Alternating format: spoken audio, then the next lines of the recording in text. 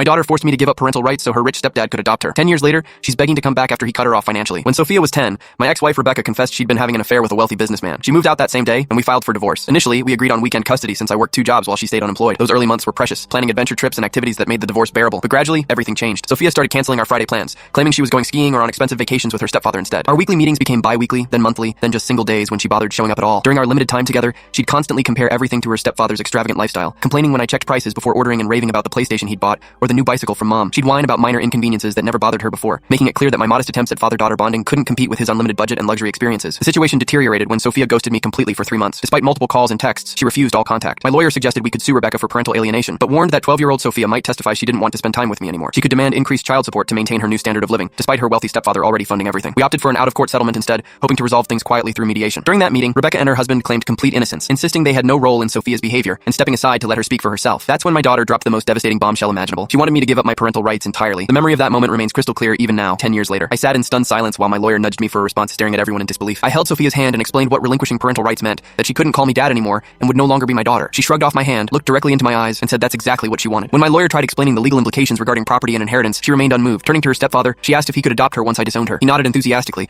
calling her darling while my world completely shattered. After losing my wife to infidelity, Sophia had been my only source of hope and purpose. I'd avoided dating for 2 years after the divorce, wanting to give her my complete attention and love. This rejection felt like the cruelest possible betrayal. My lawyer requested time to consider their demand while I struggled to think clearly. That night, I broke down completely, crying for hours in my empty house while every emotion poured out. My parents rushed over to console me, equally horrified by Sophia's demands. Even my mother's attempts to reason with Sophia failed. She remained adamant that I surrender my parental rights so her stepfather could legally adopt her. My lawyer warned that suing for manipulation would be difficult to prove and expensive to pursue, especially since Sophia had already chosen their side. Facing no viable alternatives, I reluctantly signed away my rights to the child I'd loved unconditionally. The aftermath was devastating. I lost my second job, then my primary employment, eventually moving to a different town where I wandered aimlessly for months. Recovery took 2 years of therapy, gym routines, and solo hiking trips that gradually helped me rebuild my shattered life. During one trek, I met Brianna, who had a 5-year-old daughter named Grace. When Brianna first introduced us, I broke down seeing Grace, reminded painfully of Sophia. I maintained a careful distance, terrified of getting hurt again. But when Grace asked me to adopt her on her 12th birthday, I felt overwhelmed with unexpected joy. Now I have 2 daughters, Grace and 3-year-old Riley with Brianna. Last week, returning from work, I saw a familiar face that made my blood freeze. Sophia, now 22, had grown taller and prettier, but was unmistakably recognizable. She ran toward me shouting, "Dad, I'm your daughter, Sophia. I finally found you." I looked at her with dead eyes and replied that I have 2 daughters, but she's not one of them. Before she could respond, I walked away, warning her to stop following or I'd report her to police. The next day, she appeared at my house, claiming Rebecca had died and her stepfather brought his mistress home, cutting off financial support and threatening to disown her. She begged for another chance while I listened with complete emotional detachment. I told her plainly that her problems weren't my concern and slammed the door in her face. She then manipulated my mother with tears and sob stories, convincing mom that I should reconcile for family harmony. But the pain she inflicted 10 years ago hasn't healed, and I refuse to open that wound again. During our final conversation arranged by my mother, Sophia revealed she'd been so pampered by Rebecca and her stepfather that she never finished high school, too busy vacationing and dining to focus on education. She claimed Rebecca had orchestrated the entire parental rights scheme to humiliate me publicly. When I asked what she expected from our relationship now, she immediately inquired about inheritance and financial support. The moment I explained she'd receive only love while my property and insurance would go to Grace and Riley, her enthusiasm vanished completely. She hasn't contacted us since, proving once again that money was her only motivation for reconnection.